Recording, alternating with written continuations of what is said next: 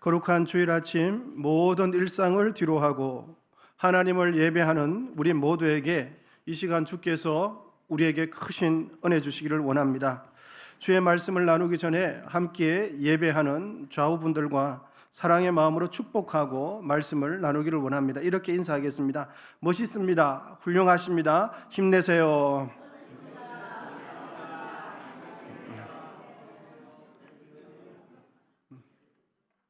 제가 인사 말을 준비하면서 앞에 이런 말을 생각했습니다. 참 멋있습니다. 이 말 준비했거든요. 옆에 분이 다시 한번 하겠습니다. 참 멋있습니다. 인사하겠습니다. 함께 예배하는 우리 모두가 주 안에서 참 멋있는 분인 줄 믿습니다. 예배는 우리 삶을 지탱케 하는 힘입니다. 예배는 성도들의 인생을 지탱케 하는 능력이 되죠. 그러므로 이 시간 영과 진리로 온전히 예배하여서 복된 복을 받는 귀한 시간 되기를 원합니다. 오늘부터 4주 동안 우리 모두는 대림절로 지키게 됩니다. 대림절은 예수 그리스도의 오심을 생각하고 고대하면서 준비하는 절기가 대림절입니다. 색상은 기다림, 준비, 참회, 깨어있음을 의미하는 보라색이 이 대림절 색상이 됩니다. 공항이나 기차에서 차 시간이 다 되어 가는데 사랑하는 사람이 언제 오나라고 여기도 쳐다봤다가 저기도 쳐다봤다가 그 사랑하는 사람이 타고 있는 차가 기차가 언제 오나라고 기다리는 것처럼 이 땅에 다시 오시기로 약속하신 재림의 예수님을 고대하면서 강하게 기다리는 절기가 대림절이 됩니다. 사도행전 1장 11절입니다. 우리 말씀 읽겠습니다. 시작. 이르되 갈릴리 사람들아 어찌하여 서서 하늘을 쳐다보느냐. 너희 가운데서 하늘로 올려주신 이 예수는 하늘로 가심을 본 그대로 오리라 하였느니라. 아멘. 하늘로 올라가신 그대로 다시 오시겠다고 말씀하십니다. 요한계시록 22장 20절입니다. 우리 같이 읽겠습니다. 시작. 이것들을 정언하신 이가 이러시되 내가 진실로 속히 오리라 하시거늘 아멘. 주 예수여 오시옵소서. 아멘. 예수님께서 속히 오시겠다고 말씀하십니다. 우리의 죄를 십자가 위에서 죽으시고 성령의 능력으로 부활하시고 하늘로 성천하신 예수님은 올라가신 그대로 다시 오실 줄 믿습니다. 대림절 첫 주일에 다시 오실 예수님의 재림에 대한 말씀을 나누는 것은 매우 적절하고 우리 모두에게 매우 중요한 말씀이 될 것입니다. 예수님의 재림과 관련해서 본문은 우리에게 세 가지 교훈을 크게 주는데 첫째는 이것입니다. 첫째, 우리 같이 읽겠습니다. 시작. 이 세상의 삶은 영원하지 않음을 깨닫게 합니다. 그렇습니다. 우리가 이 세상에 지금 살아가고 있지만 이 세상은 결코 영원하지 않아요. 본문 36절입니다. 그러나 그날과 그때는 아무도 모르나니 하늘의 천사도 모르고 아들도 모르고 오직 아버지만 아시느니라. 세상을 창조하신 하나님께서는 사람이 알 수 없는 비밀스러운 때에 세상을 심판하시겠다고 말씀하세요. 하나님께서 세상을 심판하시는 그때는 종말의 때가 되는 거죠. 사람에게는 두 가지 측면에 있어서 종말이 있습니다. 하나의 종말은 개인적인 죽음이 종말이 되고 또 하나의 종말은 예수 그리스도께서 이 세상에 재림하심으로 인하여 지구의 종말, 우주적인 종말이 됩니다. 그런데 이 두 종류의 종말의 공통점은 개인적인 종말이 되었든지 우주적인 종말이 되었든지 우리는 그 종말의 날과 그때를 다 모른다는 점이에요. 영원할 것 같은 여러분 나의 젊은 있지 않았습니까? 영원할 것 같은 40대, 50대. 그런데 어느새 세월이 지나고 보니까 내 나이가 60이 돼 있어요. 내 나이가 60이 뭡니까? 60만 돼도 감사하겠다 생각이 드시죠? 70이 돼 있고 80이 돼 있습니다. 어느 날 거울을 보는데 세상 깜짝 놀라면서 우리는 세월의 빠름을 깨닫게 되어지죠. 그러므로 영원할 것 같은 이 세상도 여러분 우리가 생각하지 않는 때에 반드시 마지막 날이 있고 종말의 때가 반드시 온다고 성경은 가르칩니다. 우리는 잊지 말아야 합니다. 이 세상에 우리의 삶은 영원하지 않습니다. 우리는 오늘도 해가 뜨고 내일도 해가 뜨고 한 달 뒤에도 해가 뜨고 내년에도 해가 뜰 것처럼 생각하기 때문에 영원할 것 같은 막연한 생각을 가지고 살아가죠. 그런데 믿음의 사람 모세는 하나님께 이런 기도를 드립니다. 우리 시편 90편 12절입니다. 같이 읽겠습니다. 우리에게 우리날 계수함을 가르치사 지혜로운 마음을 얻게 하소서. 아멘. 우리에게 주어진 날이 제한이 딱 돼 있어요. 정해져 있어요. 그런데 그 모세는 우리에게 우리의 날 계수함을 깨닫게 해달라고 기도를 하고 있는 것입니다. 여러분, 죽음을 기억하는 것만으로도 우리는 큰 지혜를 얻습니다. 죽음을 기억하는 것은 내가 남은 인생 동안 어떻게 살아야 할지를 깨닫게 해줘요. 죽음을 기억하는 것은 내가 무엇을 하면서 살아야 하는지를 잘 가르쳐주는 좋은 서성이 죽음이에요. 이솝 우화에 나오는 이야기입니다. 사자와 당나귀, 여우 이 셋이서 힘을 합쳐서 먹잇감 사냥에 성공을 합니다. 이제 사냥한 것을 나누어야 하는데 사자가 당나귀에게 이렇게 말합니다. 공평하게 나누어 보라고. 당나귀는 사자의 말 그대로 공평하게 똑같이 셋으로 나눕니다. 그랬더니 사자는 이렇게 말합니다. 공평하게 나누지 못했다고 하면서 당나귀를 잡아먹어버렸어요. 잠시 후 사자는 여우한테 이렇게 말합니다. 다시 공평하게 나누어 보라고.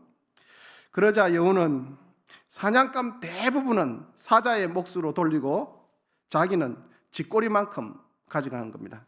그때서야 사자는 흡족해 하면서 이렇게 말합니다. 이제야 공평하게 됐군. 사자가 여우에게 묻습니다. 너는 어떻게 해서 이렇게 지혜를 생각해냈냐고. 그랬더니 여우는 대답하기 싫었지만 짜증나는 목소리로 이렇게 대답합니다. 어떻게는 뭐가 어떻게 해야 당나귀가 죽는 걸 보고서 생각해냈지. 당나귀가 죽는 걸 보고서 깨달은 거예요. 여러분,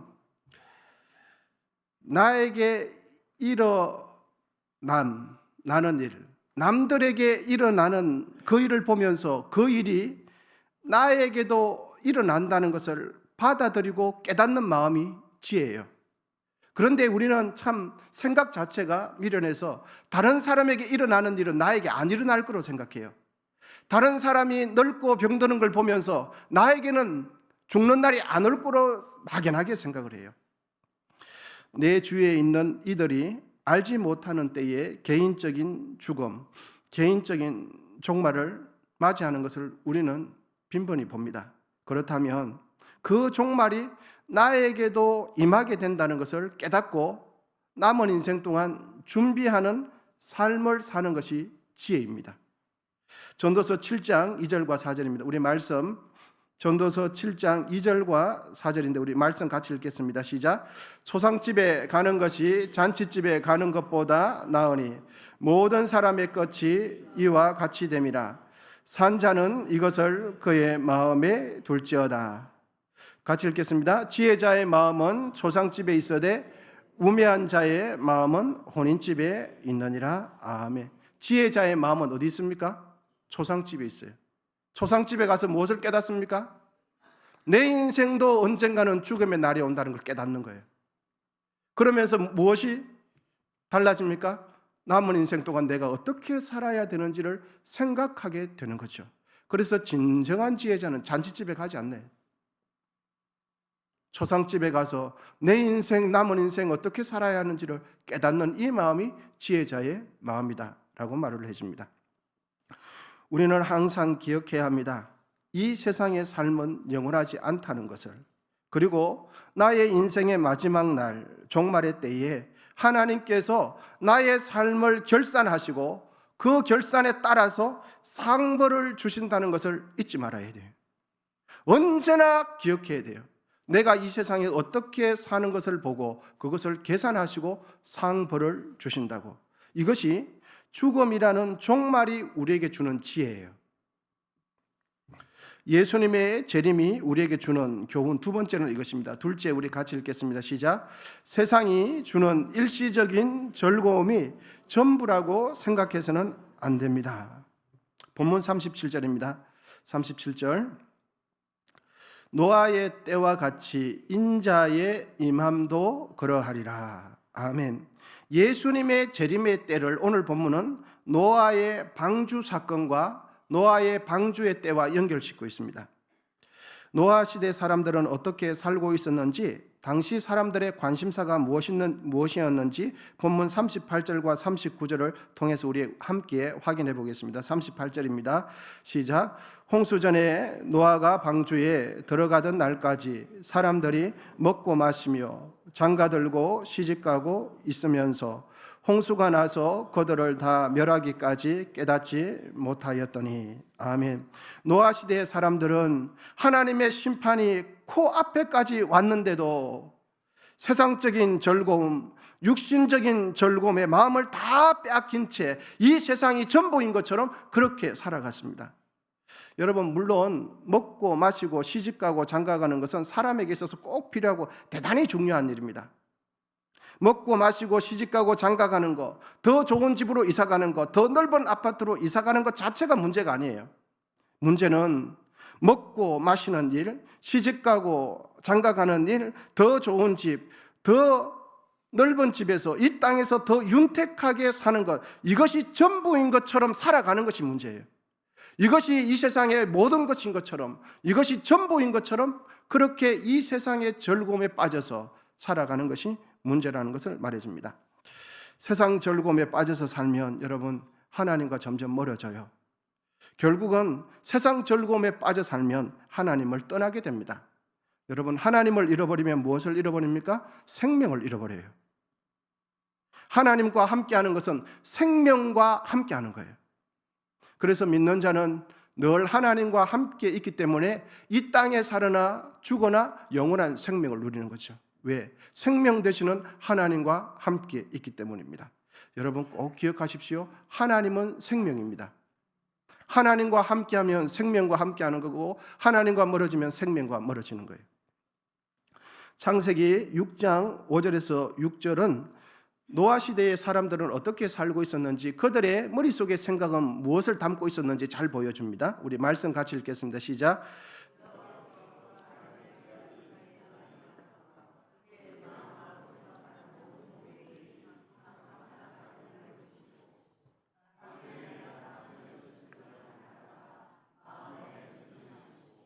아멘.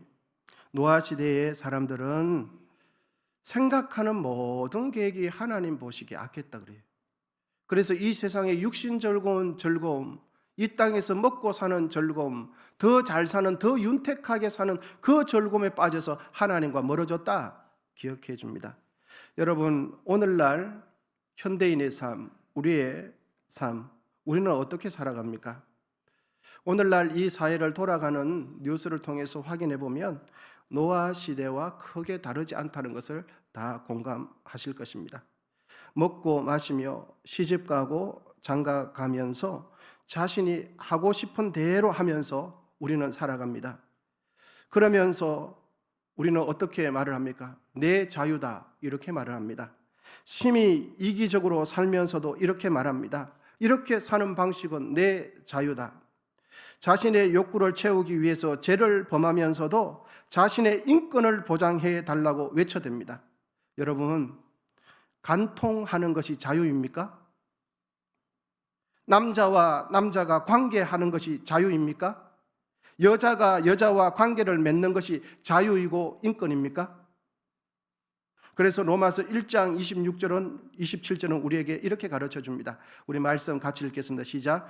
이때에 하나님께서 그들을 부끄러운 욕심에 내버려 두셨으니 곧 그들의 여자들도 순리대로 쓸 것을 바꾸어 영리로 쓰며 그와 같이 남자들도 순리대로 여자 쓰기를 버리고 서로 향하여 음욕이 부릴 듯하며 남자가 남자와 더불어 부끄러운 일을 행하여 그들의 그릇 때문에 상당한 보응을 그들 자신이 받느니라.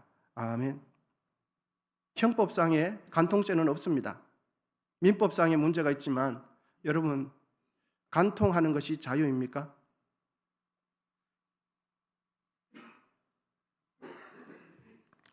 우리의 정신을 번쩍 들게 해주는 표현은 바로 39절입니다.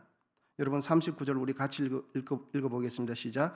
홍수가 나서 그들을 다 멸하기까지 깨닫지 못하였으니 인자의 임함도 이와 같으리라.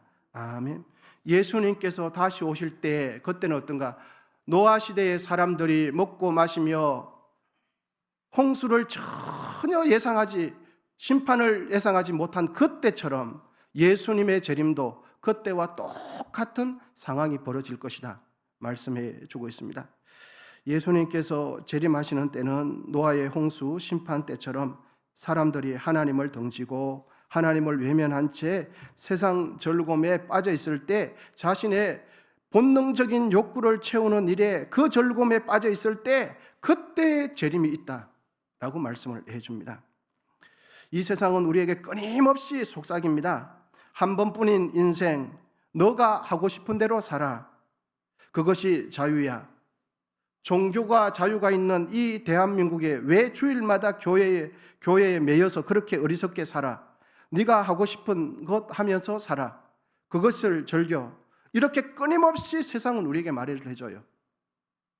교회에 가서 주일마다 하나님 앞에 내 사적인 생활 다 뒤로 하고 예배하는 것이 어리석다고 말을 해요. 그래서 하고 싶은 대로 하면서 살으라고 세상은 끊임없이 우리에게 가르쳐줘요. 그런데 여러분, 하나님의 말씀, 성경은 어떻게 말씀하고 있습니까? 너의 욕심과 정욕대로 살지 말고 하나님의 영광을 위해서 살라고 말씀하십니다. 죽음의 날, 종말의 때에 창조주 하나님께서 우리의 인생을 반드시 결산할 때가 있다는 것을, 그것을 기억하라고 성경은 우리에게 말씀해 줍니다. 전도서 12장 1절에서 2절입니다. 우리 말씀 같이 읽겠습니다. 시작. 너는 청년의 때에 너의 창조주를 기억하라. 곧 공고한 날이 이르기 전에, 나는 아무 낙이 없다고 할 해들이 가깝기 전에, 해와 빛과 달과 별들이 어둡기 전에, 비 뒤에 구름이 다시 일어나기 전에 그리하라. 우리 7절 같이 읽겠습니다. 흙은 여전히 땅으로 돌아가고 영은 그것을 주신 하나님께 돌아가기 전에 기억하라. 우리 인생 내 마음대로 우리가 원하는 대로 살아라고 말씀하시는데, 하나님께서 자유롭게 살되 그 결과는 하나님께서 반드시 결산한다. 하고 싶은 거 하고 먹고 싶은 거 먹고 즐기고 싶은 거 즐기는데 인생 종말의 때에 하나님께서는 반드시 결산하는 날이 있다. 이걸 가르쳐 주는 겁니다. 잊지 말아야 합니다. 우리의 인생은 영원하지 않아요. 그러면 여러분 어떻게 사시겠습니까? 세상이 주는 즐거움을 따라서 사시겠습니까? 아니면 하나님을 섬기는 그 즐거움을 따라 사시겠습니까?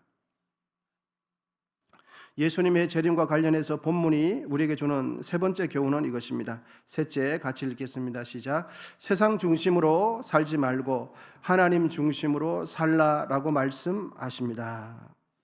본문 42절입니다. 그러므로 깨어있으라. 어느 날에 너희 주가 임할런지 너희가 알지 못함이니라. 44절입니다. 그러므로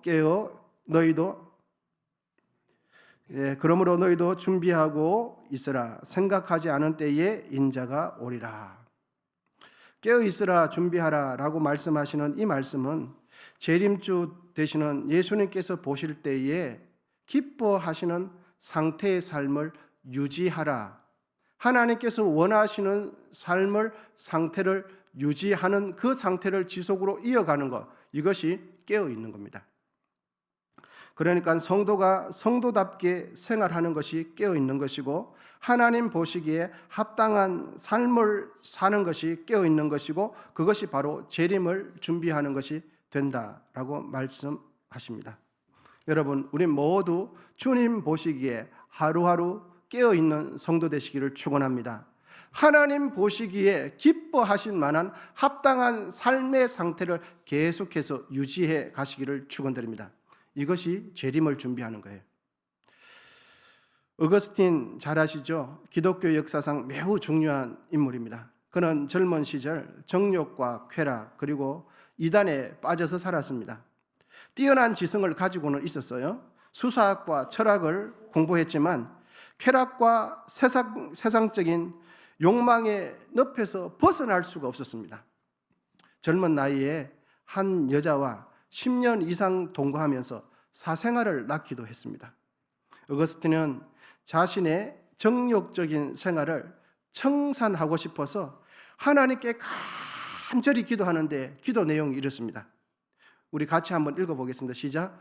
오 주님, 나를 순결하게 해 주소서. 그러나 아직은 아닙니다. 정욕적인 삶을 청산하고 싶은데 하나님 앞에 간절히 기도하는데 오 주님, 나를 순결하게 해주세요. 그런데 주님, 아직은 아닙니다. 여러분, 무슨 말입니까? 정욕적인 생활에서 벗어나고 싶은 마음도 있었지만 그의 마음속에는 아직도 정욕을 더 즐기고 싶은 거예요. 아직도 내가 더 하고 싶은 것을 더 하고 싶은 마음, 두 가지 마음이 있었는데, 여러분, 우리의 마음 그렇지 않습니까? 하나님 뜻대로 살고 싶은데 세상을 포기 못하겠어요. 물질을 포기 못하겠어요. 오 주님, 성령 충만하게 해주세요 라고 기도하는데 하나님, 그런데 이거는 양보 못해요. 내 자녀는 양보 못해요. 이 사업은 양보 못해요. 어거스틴은 그랬던 거예요. 정욕을 벗어나고 싶었는데 오 주님, 나를 거룩하게 해주십시오. 그런데 주님, 아직은 아니에요. 어느 날 밀라노 한 정원에 어거스틴이 있을 때 어거스틴은 자신의 욕망과 정욕을 끊지 못해서 자책하면서 울부짖고 있었어요. 견딜 수 없는 번민 속에서 땅바닥에 엎드려서 통곡하고 있었어요. 바로 그때 옆집 정원에서 어린아이가 노래를 부르는 것처럼 들렸어요. 그래서 그 노래 가사가 어거스틴의 귀에 들렸는데 톨레레게 톨레레게 톨레레게 이런 소리가 들렸어요. 그 말은 집어서 들어 읽어라, 집어서 읽어라 이런 말이었어요. 어거스틴은 그 소리를 하나님의 메시지로 받아들이고는 급히 성경을 들고서 펼쳤는데 그의 눈에 딱 들어온 말씀이 로마서 13장 13절 14절 말씀이었어요. 우리 같이 읽겠습니다. 시작. 낮에와 같이 단정히 행하고 방탕하거나 술 취하지 말며 음란하거나 호색하지 말며 다투거나 시기하지 말며 오직 주 예수 그리스도로 옷 입고 정욕을 위하여 육신의 일을 도모하지 말라. 아멘. 이 말씀이 어거스틴의 눈에 크게 들어온 거예요. 이 말씀을 읽는 순간 어거스틴의 영혼은 오랜 시간 덮고 있던 모든 어두움이 거치고 밝은 빛이 그의 영혼에 임하는 것을 경험하게 되었습니다. 어거스틴은 더 이상 머뭇거릴 이유가 없었어요. 그 말씀을 받은 이후 어거스틴은 모든 정욕을 끊어내고 모든 어두운 것을 끊어내고 오직 예수 그리스도로 옷 입는 삶을 살았습니다. 여러분, 예수님의 재림을 믿고 예수님의 재림을 기다리는 여러분, 주의 재림의 때를 정하는 것은 우리의 영역이 아닙니다. 주님이 언제 오실지는 우리가 정하는 게 아니에요. 우리가 해야 할 것은 평소에 하나님 보시기에 합당한 삶을 사는 겁니다. 하나님께서 받으실 만한 말을 하고 하나님께서 받으실 만한 행동을 하는 것입니다. 그것이 재림을 준비하는 것이고 그것이 깨어 있는 것입니다. 여러분, 세상 중심으로 살지 마시고 다시 오실 예수님을 중심으로 사시기를 축복합니다. 하나님 중심, 말씀 중심, 주의 몸된 교회 중심으로 이 땅을 살아가시기를 축원합니다. 그것이 바로 깨어 있는 겁니다. 함께 기도하겠습니다.